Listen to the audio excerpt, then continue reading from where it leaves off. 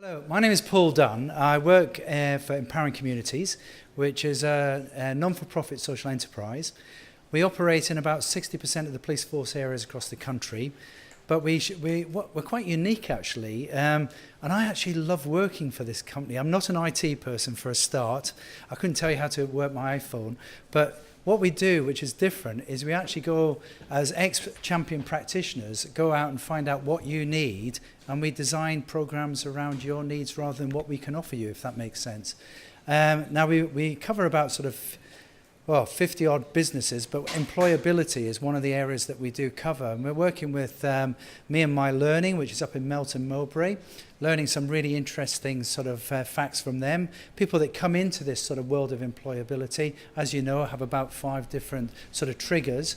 They're known for homelessness, as we mentioned before. They're known for maybe domestic violence or something else, or an ex-offender, or just mental health safeguarding related issues.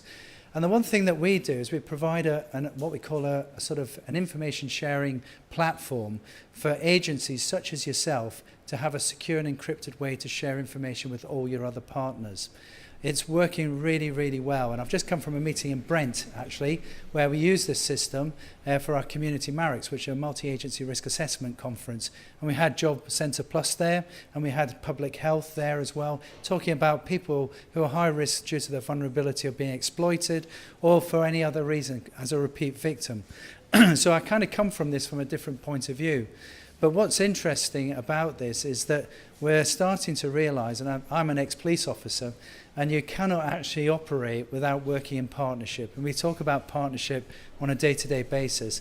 Partnership is very difficult at the moment because people are working with limited resources and doing an awful lot more. But actually, when you do get a contribution, when you do get that ownership and shared ownership of specific issues, people actually do come on board. They enjoy it. They get something out of it. So what we provide is about 3 quick things I'm going to talk about. One is an encrypted referral form. So if you've got a public-facing audience that you want to get out to and you want to get some information back, we've got rid of spreadsheets. We don't use them anymore. We save about 1 hour per person. And in Tower Hamlets alone, we've got about 7,000 people on one of the spreadsheets. So imagine the savings there.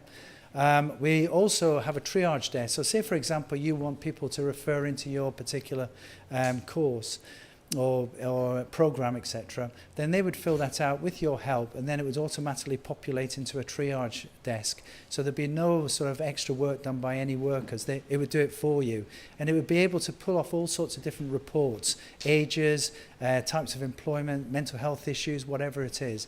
And it allows you at that stage to start referring to other agencies. But what we've also got is this case management system, and it's now, as I said, it's been used by county lines in London for the orchestrated criminal gangs operating outside of London, but also British Transport, Police Transport for London, and it's a national system. So everybody that's on that system has one profile. So if you have an individual that's coming through your door that maybe is for unemployment issues or something like that, but is also known by a multitude of other organisations, rather than having everybody having their own separate profile for that individual, you actually create one for one. So everybody contributes to that particular individual if it's suitable to do so, if it's appropriate to do so. And it's called a lockdown system, so you can't accidentally share information with anybody. You have to give access to those individuals that are able to use the system. There's no licenses, so you can have 50,000 people on the system. It's now being used by GPs up in Brent as a means of identifying where we need that extra support, that holistic support around people. But we've also got something else that's just come online. And as I said, we're a non-for-profit organisation. We don't do it for money. We do it because we're all from your backgrounds. We all want to help people improve the quality of information sharing and partnership working. And we just created this thing called My Portal, which is really interesting.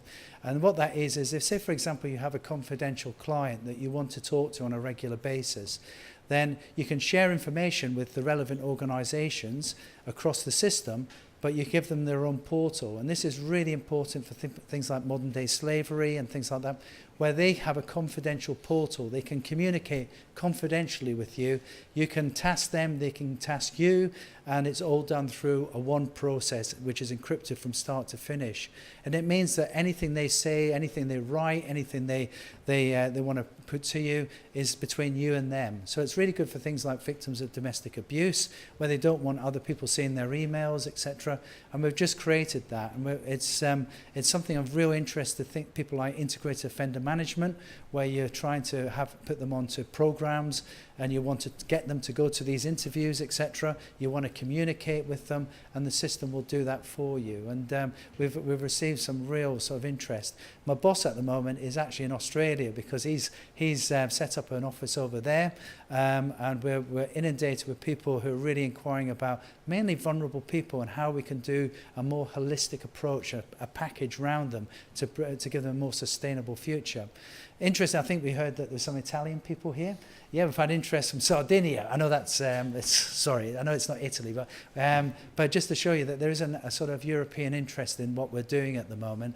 And finally, we've just opened an office for the first time in Northern Ireland, which is really interesting for starting to get that community conflict and mediation process to get people starting to talk.